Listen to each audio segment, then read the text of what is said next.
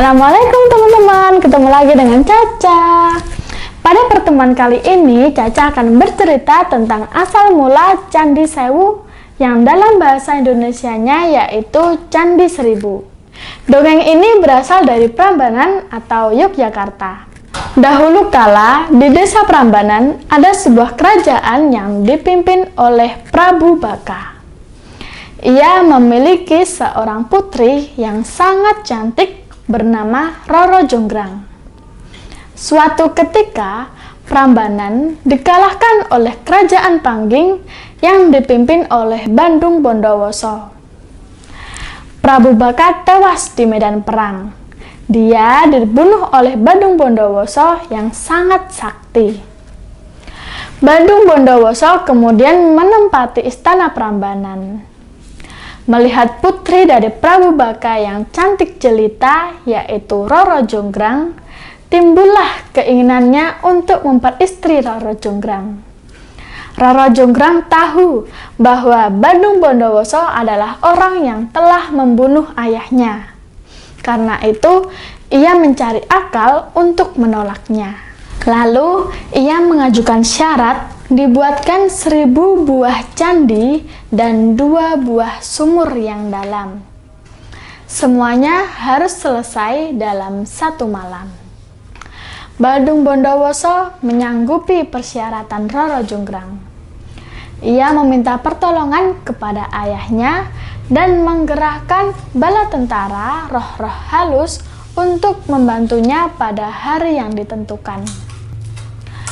Pukul 4 pagi, hanya tinggal 5 buah candi yang belum selesai dan 2 sumur hampir selesai. Mengetahui 1000 candi telah hampir selesai, Roro Jonggrang ketakutan dan cemas, membayangkan ia harus menerima pinangan Bandung Bondowoso yang telah membunuh orang tuanya. Akhirnya, ia pergi membangunkan gadis-gadis di desa Prambanan dan memerintahkan untuk menghidupkan obor-obor dan membakar jerami, memukulkan alu pada lesung, dan menaburkan bunga-bunga yang harum. Suasana saat itu menjadi terang dan riuh. Semburat merah memancar di langit dengan seketika. Ayam jantan pun berkokok bersahut-sahutan. Mendengar suara itu, para roh halus segera meninggalkan pekerjaan. Mereka menyangka hari telah pagi dan matahari akan segera terbit. Pada saat itu, hanya tinggal 1 buah candi yang belum dibuat. Bandung Bondowoso sangat terkejut dan marah, menyadari usahanya telah gagal.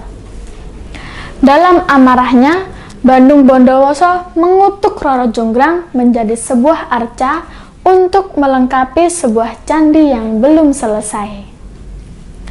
Batu arca Roro Jonggrang diletakkan di dalam ruang candi yang besar. Hingga kini, candi tersebut disebut dengan Candi Roro Jonggrang. Sementara itu, candi-candi di sekitarnya disebut dengan Candi Sewu.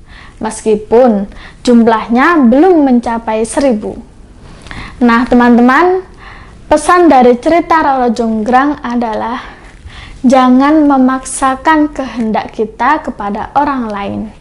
Hormati apa yang menjadi keinginan orang lain. Kita pun tidak akan suka jika dipaksa mengerjakan pekerjaan yang tidak kita sukai. Nah teman-teman, demikian cerita singkat pada kali ini. Semoga kita dapat mengambil hikmahnya. Terima kasih sudah menonton. Jangan lupa like, comment, and subscribe agar Caca bisa lebih semangat dalam membuat video lainnya. Wassalamualaikum warahmatullahi wabarakatuh. Sampai jumpa.